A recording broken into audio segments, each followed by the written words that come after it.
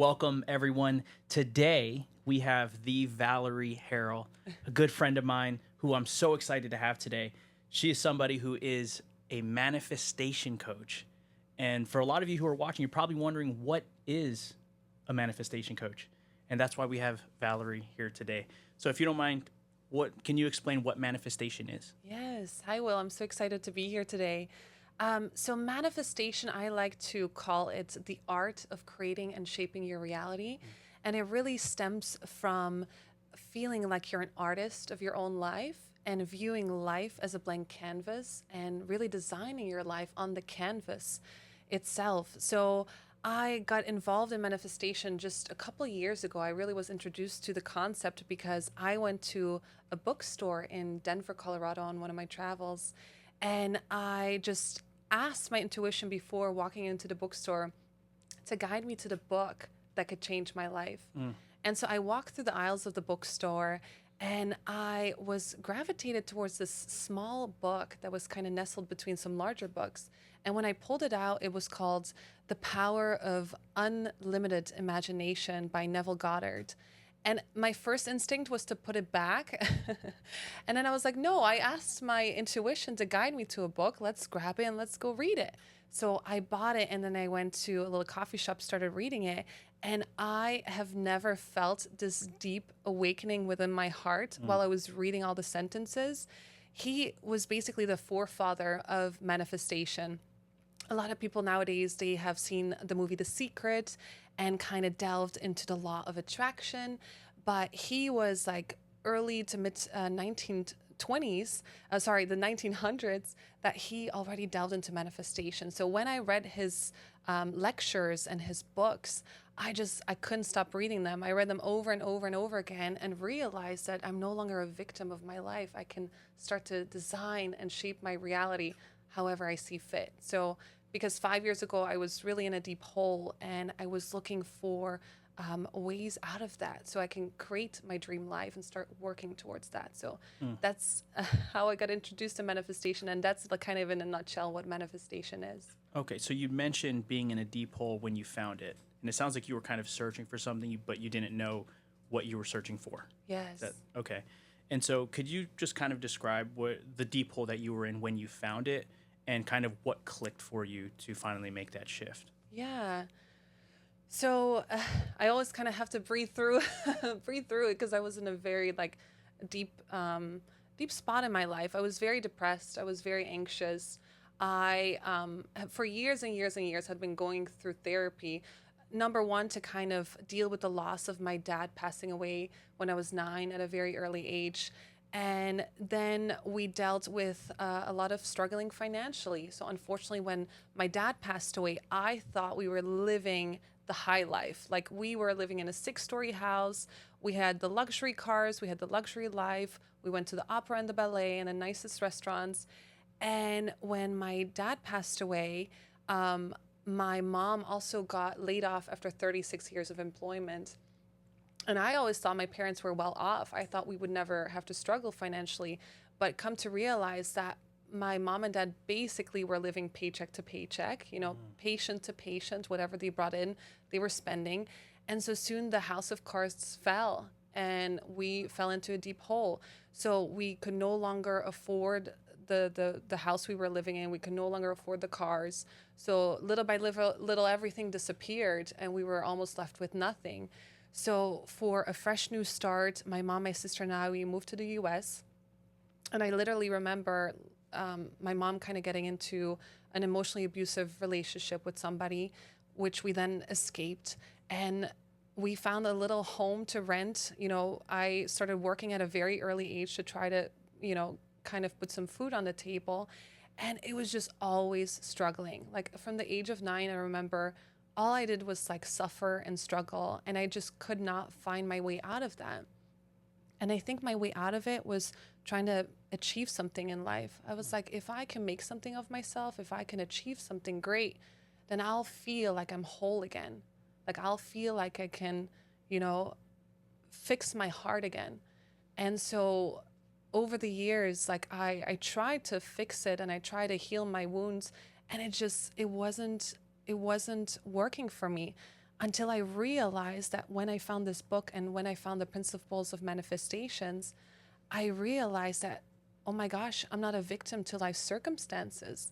Like, I can see all of these circumstances as great gifts that helped to shape my reality, that helped me to launch into the woman that I am today. So once I started applying manifestation, I'm like, okay, I'm the artist of my own reality. What reality do I want to paint for myself? And so I started from scratch. I started realizing the life that I wanted to live. I wanted to have freedom of time. I wanted to have freedom of resources.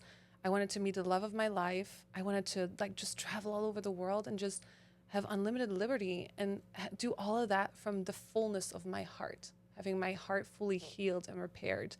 And I think that's the journey that I went on. And when I found that book, it's like, boom, this deep awakening for me. And that's where kind of like the journey all began for me. And you feel that that helped heal your heart. Um, you know, the book was the beginning of it. The moment I picked up on that book, I went to a Tony Robbins conference. Right after the Tony Robbins conference, I went onto a plant-based ceremony with shamans and all of that. And then right after that, I went on a 10-day silent meditation retreat. So it was like I went full in to like healing myself and healing my heart. And of course, it was a whole journey, but the journey is a part of the experience, right? It's part of becoming who you are.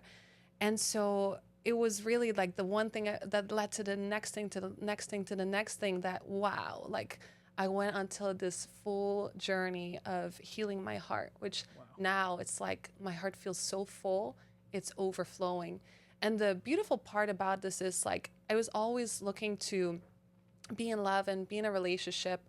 And when you seek relationships from a broken, empty heart, you're going to always attract other people that complement that brokenness within you. And so I was in 2 long-term relationships, like deeply unhappy. And so part of healing my heart was also being the fullness of myself so that I can invite somebody into my life with his fullness also, so that we can share life together. And I think that was the next part of the manifestation journey for me, was not only creating my dream life, but creating a divine soul connection partnership with somebody in the fullness of me and the fullness of him. So that's kind of what happened next. I love that. So you mentioned you went through this entire journey, one of which was a 10-day silence retreat. Yes. So when you say silence retreat, like there's no phones, no iPads, no computers, nothing. Correct. So it's a 10-day silent meditation retreat. You can take it all over the world. You can take it in India or Switzerland, but I took it actually in Georgia. And they teach the Vipassana meditation technique. But before we get started into that, when you arrive, like you hand in your phone, you hand in all of your belongings, like you're not even allowed to bring a journal or a book. When you enter, you are expected to only look towards the ground in front of you. You're not even allowed to make eye contact with other people. Wow. And then they wake you up at 5:30 a.m. every morning with a gong. That's how you wake up, with a gong outside of your window. And then so from 5:30 a.m. all the way to 9:30 p.m., you're expected to meditate. And they give you 3 short breaks: breakfast, lunch, and a tea break in the afternoon, not even a dinner. Did you say 5:30 a.m. to 9:30 p.m.? 5:30 a.m. to 9:30 p.m. And let me tell you, the Vipassana meditation technique is not just you're just meditating all day. You're sitting in the same posture, like on the floor, and it breaks you. Like it breaks you. I remember by the 5th day, I was like, oh, what the hell did I sign up for? I want to run. I want to run out of here. Like, I want to go back home. Like, this is too heavy. Like, I didn't realize what I had signed up for. And then on day 5, I had the most incredible experience of my life. I remember being in such physical pain. Like, I thought meditation was all about the mind and stuff like that. I didn't realize how much physical pain my body would be in. And on the 5th day, I remember I was in so much pain. Actually, I started losing sensation of my body. Like I started losing sensation in my hip and my legs just to be able to bear the pain of having to sit straight up for hours at a time. And my body, like it was, have you ever heard of DMT release? Mm-mm. So some people do drugs to get this kind of DMT released in your brain. And I actually had a natural DMT release happen to me where I had a hallucinogenic experience where my whole body disappeared and I became the oneness of source that was inside of me. And I saw like my whole body disappear and I became source light within me. And that's when I discovered that we all have our own divinity. We all are creator beings that came from the one true source, God, whatever you wish to call it. And that's when I discovered that within myself on day 5. And after day 5, it was such a magical experience. I cannot even tell you the amount of supernatural experiences that I had on that 10-day silent meditation retreat. So at the end of it, I literally drove home and I said, I don't want to do real estate anymore. I don't want to be in this relationship anymore. I don't want my life anymore. I don't care what it's going to cost me, but I want to start over. I want to start fresh. I want to give everything up and I want to start anew. And that's literally what I did. And I had no idea what I was going to do next. I had no idea where the road would lead, but I knew like I outgrew that life. There's so much more to life than just waking up and making money and going to work and being miserable in a relationship, being unhappy and depressed and full of anxiety. So I took the road home, and I knew the road home from that meditation retreat was going to lead me to a brand new life with a brand new start. So, wow. I mean, that sounds terrifying to It just is. kind of throw in the towel on your current life to just decide to make a change and actually make that change. Yes. So what would you say helped you in that process of actually just making that decision and making that shift to then become who you feel that you're called to be? Yeah. You used to say this incredible quote. What was it? Like something is on the other side of fear. There was a quote you used to always say in the mastermind we were together in. Like only good things lie on the other side of fear or something along that lines, right? Something like that, yeah. So I was like, okay, I can stay in my comfort zone where everything feels comfortably uncomfortable, or I can break through that into the world of the unknown. And it can be like this journey of unfolding into a new reality. And I was like, I don't want to stay the same person that I've been, because oftentimes like it's almost like we're a vessel and we pour things into ourselves that doesn't even belong to us. Like preconceived notions of our parents and our loved ones and society and what society believes we should dress and look like and feel like.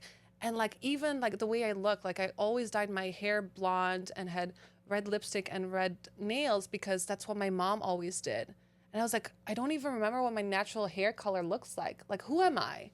Like, who am I? Naturally, just me, away from the life that I'm living, away from everything that I thought I was. Like, who am I at my core? And that's what I wanted to discover. I was like, I need to let go of everything to become who I really need to be in life. So that's what I did. It was super scary, but I wouldn't change it for a thing. I love that. I love that. So if somebody wanted to start this journey of manifestation, but let's say they were in a position similar to you where they're struggling, and maybe they're doing well financially, but they're struggling in those other areas. Yes. Do you recommend just quitting cold turkey? They leave their job and just go and just figure it out along the way and just have faith? Or like, what do you recommend for somebody like that? What steps, I guess, would they take or should they take to be able to find that essence inside of them that this is the path I need to take? Yes. So I always say manifestation is an internal journey. Like people often think, oh, I need to go out and manifest wealth. Oh, I need to go out and manifest my dream career. I need to go out and manifest my dream partner. But manifestation all starts within. So when it comes to manifestation, it's an internal, inward journey. And then once you go in, it's like you tune into your heart, and your heart is your compass. And it leads you to the decisions that you're supposed to make. I mean, we all have our intuition, and every single day we're guided towards the choices that we should make, right? but then we don't listen to our guidance. Yeah. Like we keep like shutting it up because we think our ego knows best.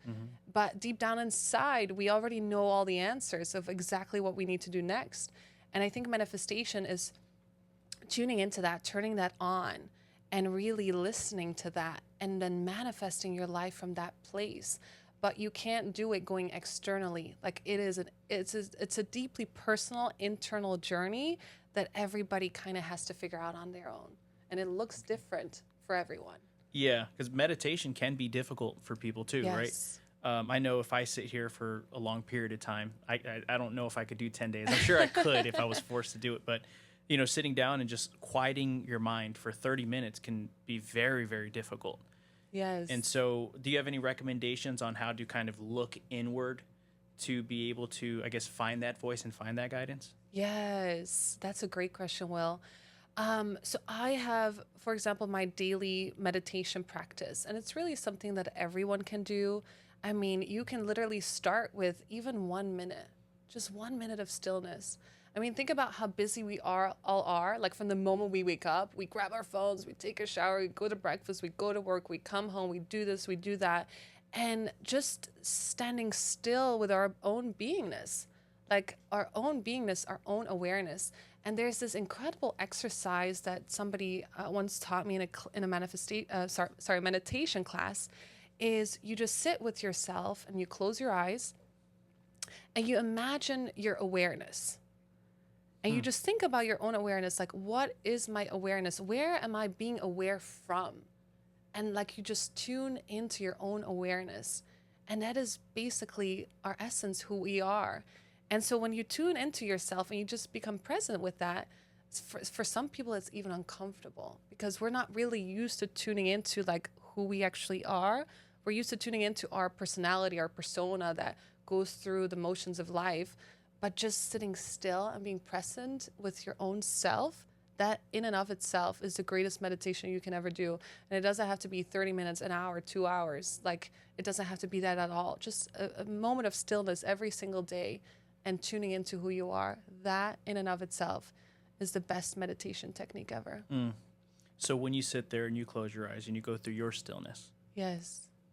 what do you see when you look at yourself and say, who am I? Oh, that's so beautiful.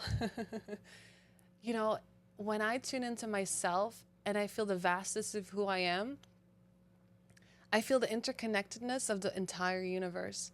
Because if you really think about, atoms versus energy, and you think about how we are really 99.9999% energy, right? But then my energy connects to the energy around me, which connects to the energy within you, which connects to all the energy around you and all of outer space. So when I sit and I meditate and I tune into myself, my awareness, I feel the interconnectedness of everything that exists, like on a multi-dimensional level, on a multi-dimensional scale.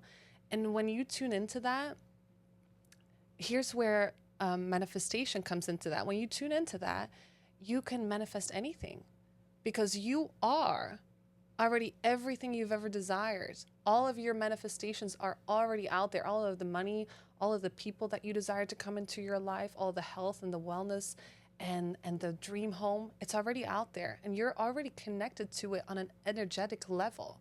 The reason why a lot of people have a hard time manifesting is because they feel separation.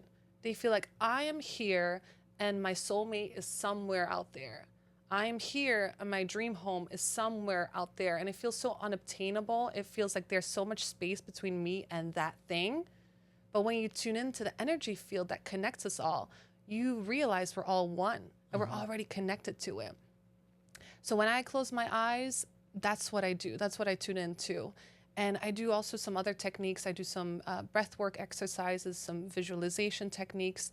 I do some other techniques, but that's the main thing, is you want to feel the interconnectedness of all that is. That's pretty intense. Yes.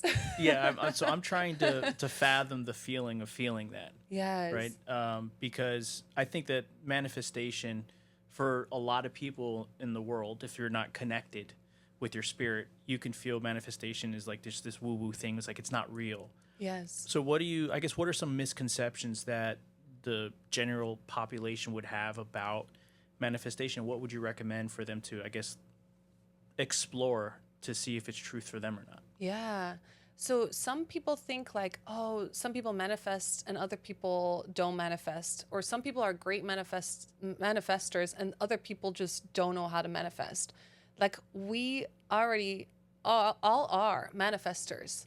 In every second of our day, we are manifesting through our thoughts, through our actions, through our beliefs, through our emotions. We are continuously manifesting, right? Yeah. If you look at the room that we're in, everything was conceived by a thought or an imagination. And then somebody put it out into the universe and then created this object, right? So everything in our reality is already a manifestation. So we can either become more intentional with our manifestations or keep going down the path of being unintentional with our manifestations and then just letting life take its course. So my thing is really switching the arrow from becoming unintentional with manifestation to becoming intentional. And that's not woo at all. It's about becoming more directive, more intentional with the results that you desire to seek in your life. So do you feel somebody, like if I wanted to start manifesting, because I've seen The Secret, a lot of, and I think a lot of the gripes that I've had with people who they've seen The Secret, their thought is, oh, I'm just going to think about it and it's just going to magically appear, and then now I just have this thing. Yes. So obviously I think there's more to it than that. Yes. Right. And I'm a firm believer in the ideology that hands that work are better than lips that pray. Yes. But I'm willing to be educated.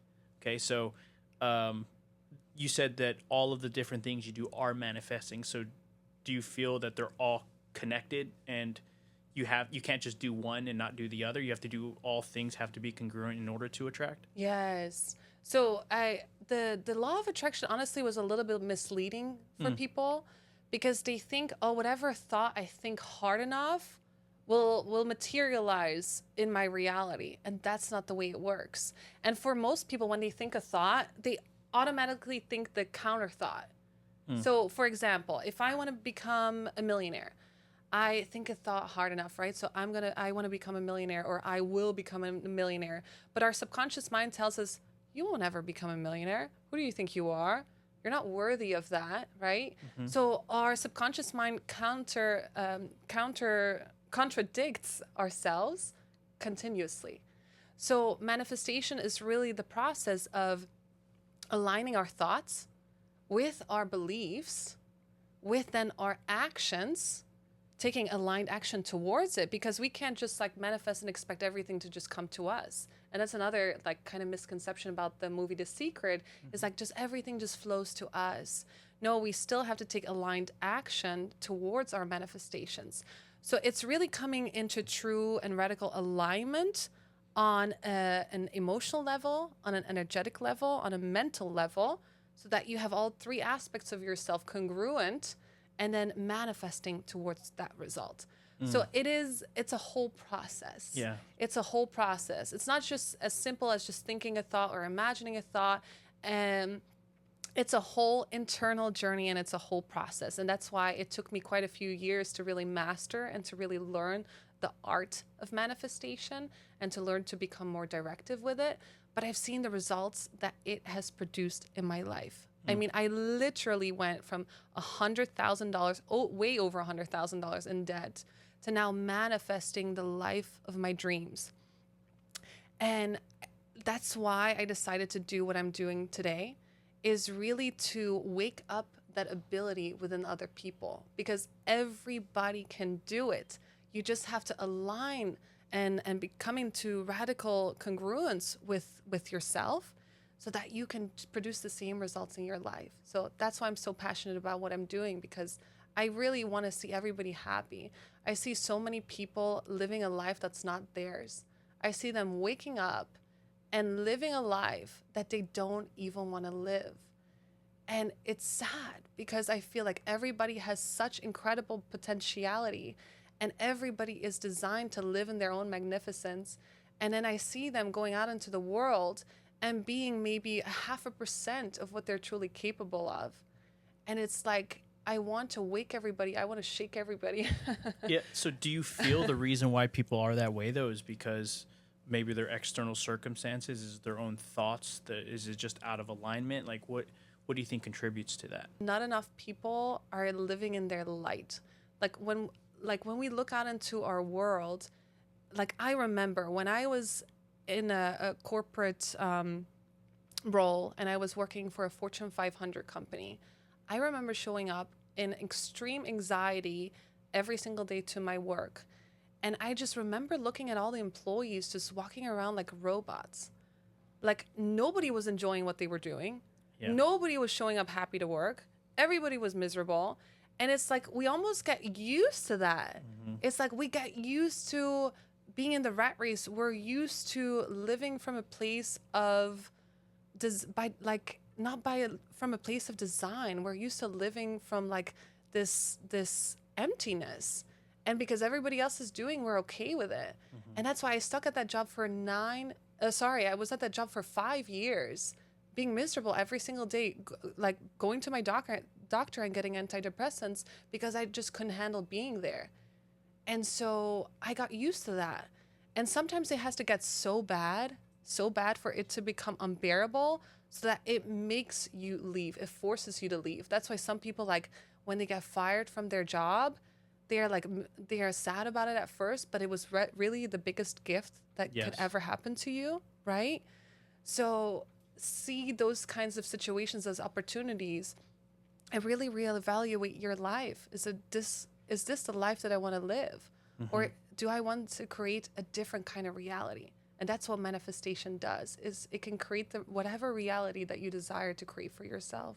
I love that. So you mentioned at the start of this conversation, you mentioned something along the lines of life is a blank canvas and that it's more art than science. Yes. But there's also a lot of science that backs up manifestation as well, like the law of vibration and things of that nature. So could you elaborate on the art side of it just a little bit more so I can kind of wrap my brain around how that would work? Like the law of resonance, for example, like how that works? All of it, like whatever you're willing to give me that in terms that I would understand. Yes, that'd be helpful.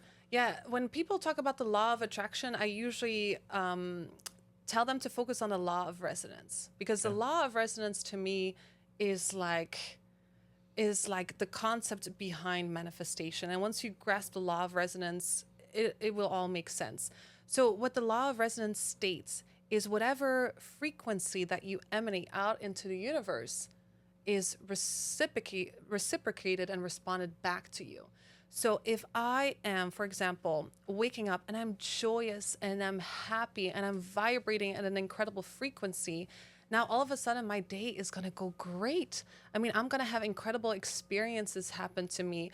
I feel like, great people are going to come my way. Great opportunities are going to come my way. But if I wake up miserable and angry and unhappy, guess what? I'm going to stub my toe, and then I'm going to get in a car accident, and then something else terrible is going to happen. And I'm just going to say this is just an awful day. But it's not the day that's awful.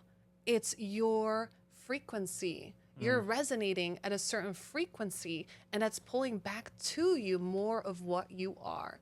So basically, you are mirroring to your external reality what you are. Have you heard that life is a hologram or life is a simulation?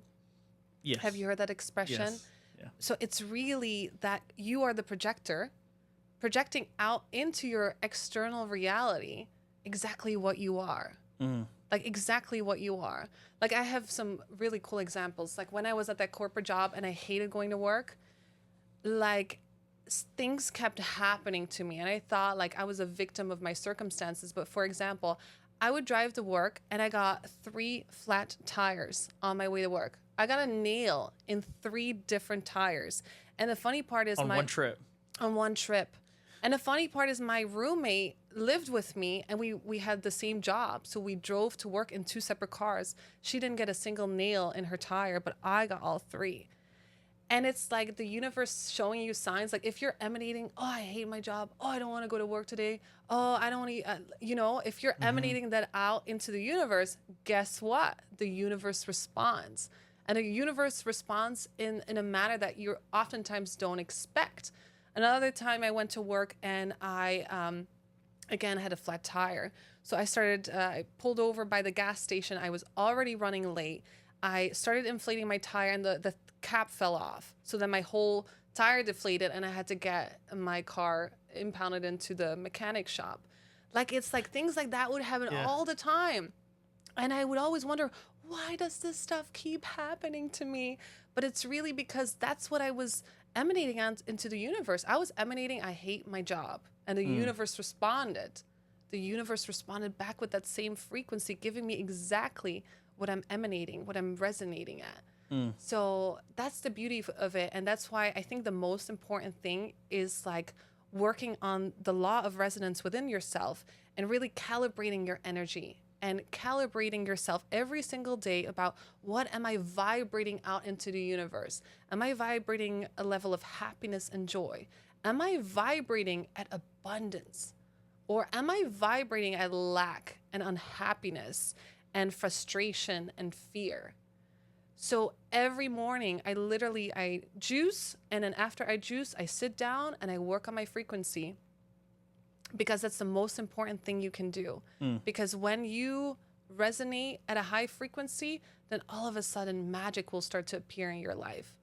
And your life will start to flow, and like it will appear as if magic is happening around you, but it's really the law of manifestation.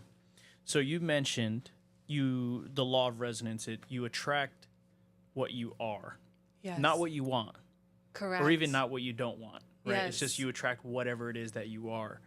And so I heard somebody say one time, he said, "I'm already $1 million earner. I just haven't cashed the check yet." And he would stare at this check. And then when he finally made $1 million in that year, he was on stage and he showed us the original check, and then he rips it up, and the crowd goes crazy, and it's like, this is amazing. So do you believe that you have to become the person first to get what you want? Because some of the things that we're talking about, it's not like, let's say if I wanted $1 million, is it I'm somebody like I'm not $1 million. You get what I'm saying? So are you just becoming the person who's capable of earning $1 million? What are the things that you're working on in order to create that vibration, create that resonance? That's a great question. And funny enough, I'm actually working on a program called Journey to a Million. Okay. And because my big thing when I was younger, like my big goal, my big dream was being a millionaire. Like that was the end all be all for me. And it's funny because there's so much to this concept. Number one, yes, you have to already become a millionaire. You have to already kind of act like a millionaire. You cannot feel separation between you and the $1 million. So if every day you are coming from a vibration of wanting, of desiring, of needing, of craving $1 million, guess what? You're resonating out into the universe that there's separation, that there's lack. And the universe responds with more separation and more lack, creating more distance between you and the $1 million. Okay. So the first thing is really recalibrating, like, I want $1 million. I need $1 million. I crave $1 million, because you feel more distance between you and that goal. So that's number one, is like blowing through all of that. Number two is resonating at $1 million. What does $1 million feel like? So for example, when I go and I hang out at like these high places, like the world's nicest hotels, for example, that's where millionaires hang out. And when millionaires walk through those types of hotels, having those types of experiences, they feel almost at home. They feel like not uncomfortable. They don't feel separation. But I know people, when they go in those types of places, they want to run out the door. They feel so uncomfortable. They feel like people are looking at them. They feel like they don't belong in that world. So when you want to become a millionaire, you have to be comfortable in that world. You have to go to the places that millionaires hang out at. Like when I wanted to become a millionaire, I drove around in a really high-end part of our town. And I drove there every single weekend, and I went to all the open houses, and I went through those multi-million-dollar villas, because I wanted to feel what it would feel like to finally not feel separation between me and that lifestyle. And I did it over and over and over and over every single weekend until I felt comfortable in those types of homes, until I didn't feel like, oh, I can't touch anything in here. Yeah. You know, like I felt comfortable, and I started hanging out with other people who make millions. And I started to feel comfortable around them so that I didn't feel like there was separation between me and that big thing, that lifestyle, or that kind of grandiose thing. And so it's all like this internal work, and it's like this unlayering of the onion, because every time you layer the onion one layer deeper, it's like more stuff comes up. Yeah. And then you start getting to the limiting beliefs or like the energetic patterns that we all carry. So it's really like layering of the onion until you get to the core, until you get to the center, and that's when you'll find the $1 million just appearing into your reality. Like mailbox money, like The Secret, or does it come in does it usually come in the form of an opportunity? Something just appears, but you still have to take a step to it to get it. Absolutely. You know, I sabotaged myself several times from making multiple $1 million. And I am like, man, now it's so obvious when I look back. One time I very early on in my career as a real estate agent, I took this car ride with a client, and I was sitting in the back seat, and they were talking about Bitcoin. And Bitcoin at the time was like all the way down here. Yeah. And they're like, Valerie, this Bitcoin opportunity, you have to jump on it. It's like this incredible thing. And I was like, blah, blah, blah. And it was funny because my intuition, it was like deep down something like got stirred up, but my mind was sabotaging myself and saying, no, that's too good to be true. No, it won't happen. No, it's not for you. No, no, no. So I never jumped on it. And then the second time something similar happened and I didn't jump on it. And if I had just invested the little money that I had at the time, I would already be way over $1 million if I had just listened to that opportunity. So sometimes the universe comes knocking on your door and it's like pounding down your door, but you don't open a door, then that's up to you, right? Yeah. So you'll constantly have these opportunities showing up in your life, and you might not see them at the time, but they're really the universe giving you these big gifts of your abundance is knocking at the door, but you're not opening the door. So I have so many situations like that where I'm like, man, I sabotaged myself. But the beauty of that sabotage is now you uncovered a new layer of the onion, and now you know what you need to pierce through again. So that's the beauty of like learning manifestation. It's like you're peeling the layers of yourself, of all those old outdated beliefs and all those old preconceived notions, so that you can get to the core. And at your core, right, where you are, your own divinity, from that place, you can really create anything. And that's like, it's like finding your own divine blueprint and creating from that space. And that's what we all kind of like yearn for with this whole process. Absolutely. So when you find it, let's say you find that opportunity, and this is the thing that you need to take. And this could be in terms of relationships. Oh, yes. Because how many women, I know a lot of women that they just keep finding terrible men, right? And Yes. the same thing, men find terrible women. And they always get the same type of person, same archetype per se. How do you know when it is the alignment, when it is what you're actually manifesting versus it not being the right one? Do you automatically feel the alignment, like this is it? Or is there always going to be some level of uncertainty and you just have to have faith that it's the right call? Yeah. Oh, that's such a good point, because to be honest with you, when I was manifesting my soulmate, I would literally every single day lay down on my manifestation mat and get in tune with the energy field and visualize what it would feel like to meet the one and to be living in our dream home together and to hold each other's hands and to feel that incredible sense of connection and wholeness and being home with someone. And I remember like when I would get up off of my mat and I would feel the love that we share already in the present moment, even though I hadn't found him yet, even though we weren't like together yet, I would feel the love that we shared, even though I hadn't manifested him yet in our material world. And it was funny because when I actually met him, I like totally rejected him.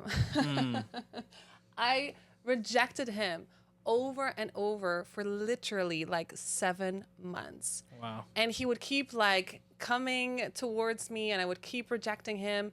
And so it's so funny because there's really our heart, and then there's our mind, and then there's like the mask that we wear, like of our personality and our persona. And so when I started meeting him, he got me in a vulnerable spot where he actually finally asked me out on a date, and we went on the date. And I still remember like he like touched my knee, and then later like we hugged. And that's when I was like, my brain went out of the equation. Like I took my mask off, he took his mask off, and like our hearts in that moment were so aligned. I was like, oh my God, this is what I wanted. This is what I was looking to manifest. Like this feeling with this person, like I can't believe it's finally here. Like he's here in the physical flesh. And I rejected him and denied him for months on end. Yeah. Like I was like, I felt embarrassed and ashamed, but that's the whole aspect of being human. It's like we kind of have to reconnect to our hearts and allow our heart to be the compass to lead the way. But so often we live from our brains, and we allow our brains to make rational decisions. And so my brain was saying, there's too big of an age gap. So my partner he's way older than I am. And my brain kept saying, there's too big of an age gap. There's too big of an age gap. You can't go into that relationship because X, Y, and Z. And it was telling me all the reasons why I shouldn't delve into this relationship with this man versus listening to my heart. Because my heart always felt like the moment I was with him, I was like, I am home. Like he makes me feel so safe. He makes me feel so whole. He makes me feel so full. He makes me feel like I'm overflowing of myself. And that's the way that my heart felt. And my brain kept telling me all the reasons why. And so for so long, we've been so conditioned to believe and go on the route of our brain.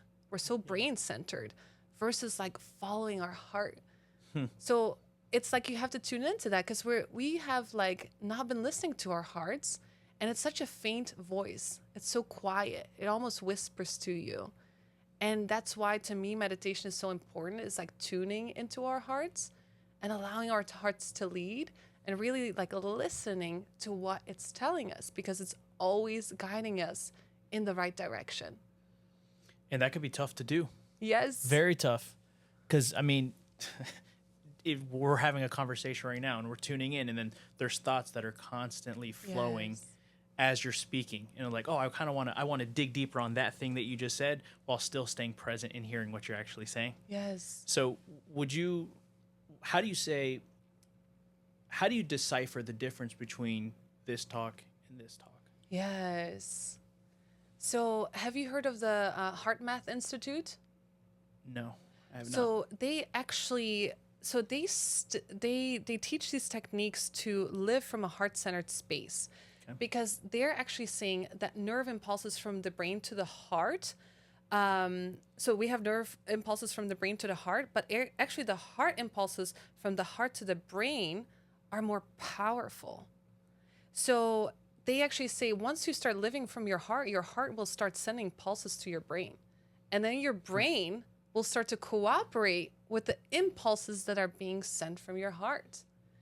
So once you kind of tune into your heart and you learn to listen to it and you learn to lead the way, then over time your brain will start being in like a tag team with your heart, and will allow your heart to lead the way. And then you also have the gut, like, you know, you're like your gut feeling, like that gut instinct that we like almost never listen to. Yeah. It's also listening to our gut. So they actually say we have 3 brains. We don't just have one brain. We have our actual brain, we have our heart brain, and we have our gut brain. And so once we learn that and recognize that, and then start to tune into that, that's when you can start making better decisions for your life. Because the brain is only designed to do one thing. It's designed to keep us safe. Yeah. It's designed to keep us safe. So anytime anything feels like a threat to it, it's going to say, no, no, no, no, no, stay away from that. While the heart is saying, go for it. And the gut is like screaming, yes. Your brain will stop you from making that choice towards saying yes towards it. So it's really like learning to tune into that soft whisper and learning to really say yes to the whisper and to kind of let your mind take a back seat for a while. Oh, that's so good. That's so good. Because I'm over here thinking, what's the signs? Is there a framework or a process that I would use to make better decisions? Yes. But you're saying let go. Yes. And just follow what your heart is telling you, or what Yes. your stomach is telling you even. Yes. Could be. Okay. That's really interesting. I love that. Well, thank you so much, Valerie. This was delightful. Thank you so much for sharing. Guys, if you want to find more alignment in yourself, you want to start listening to your heart, you want to start listening to your stomach, and just live a life of more abundance, please follow Valerie. And if you're wondering how you can get with her, Valerie, if you don't mind sharing. So I'm on social media. I'm on Instagram. You can find me on YouTube at Valerie Harrell. And I also have my website, valerieharrell.com. So I hope to connect with you all at a later date. All right. Thank you so much for tuning in. You guys have a great day. Thank you.